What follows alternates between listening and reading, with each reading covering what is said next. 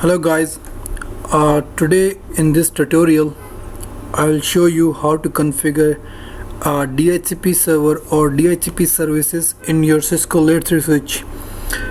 Before let me just quickly show you one diagram which will here. Let's say if you do not have any external DHCP server or any standalone DHCP server, you can configure the DHCP services or enable the DHCP server in your 3600 series switch and any layer 3 switch if you have it. And this is just a very typical diagram, assuming you have no server, you have just the switch and some clients inside your network and switch somewhere connected to your internet. So in this case you want to enable DHCP services in your switch. So let's begin and see how it works. So let me just quickly grab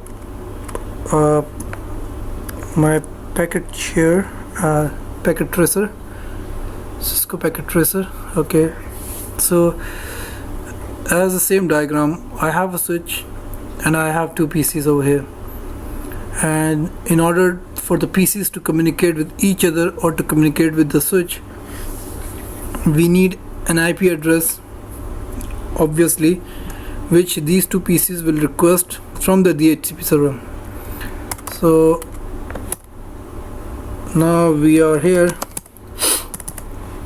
and go to the config terminal and say IP DHCP pool. So this is the new pool we gonna create. I'm gonna say it client. So the pool is configured, and now what we're gonna do, we're gonna define the network, what IP scheme you need or you want to be configured in the DHCP in order to broadcast. So I'm gonna select 192.168.1.0 and the subnet mask 255.255.255.0, right? And now we configured the pool, we configured the network subnet mask and the net IP scheme. Now, as you know, every PC should have the gateway if he wants to go out for the internet or if he wants to communicate to different subnet. For this, we will configure default router 192.168.1.1, which is my switch IP right now. And one more thing, before you start, you should have an IP address over here. Some interface IP needs to be configured on the switch, and one more command, if you want to exclude some IPs or if you want to reserve some IPs for your upcoming servers, or you already have servers in your network. So to do that, IP DHCP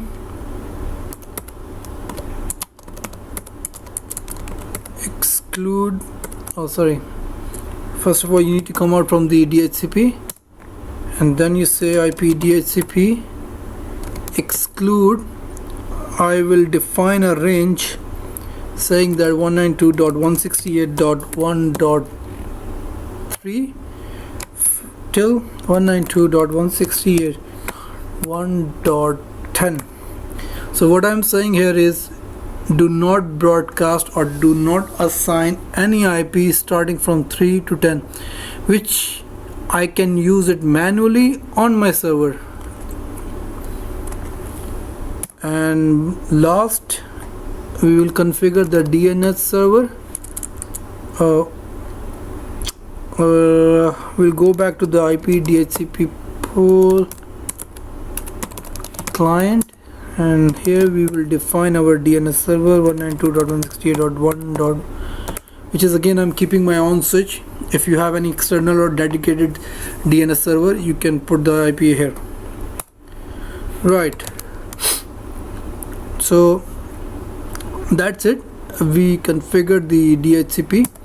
Now let's go and check what do we have. As you can see, we have our range and we have our parameters configured over here. What is the gateway, what is the DNS, and the network is here. And sorry, this is the excluded IPs, which should not be broadcast, should not be assigned from the DHCP. And yes, rest will be same. And here you can see I have configured the IP 1.1 for my VLAN 1 as in like interface. And yeah, that's all from the DHCP server. Now we will go to PCs and see whether we have received or we have been assigned IP. Just to make sure, this has to be configured DHCP, and as you can see, we have pulled an IP.1.2. we were supposed to exclude this IP as well, but anyways, since it was not a part of the exclusion, we have been assigned with the IP. So here, if you come over here, if you have a real PCs, you should know how to check the IP, but this is a packet tracer, so I'm just showing you how to check whether it is on the static IP or is it on DHCP. Same way we'll check the other one. We'll go to IP configurator.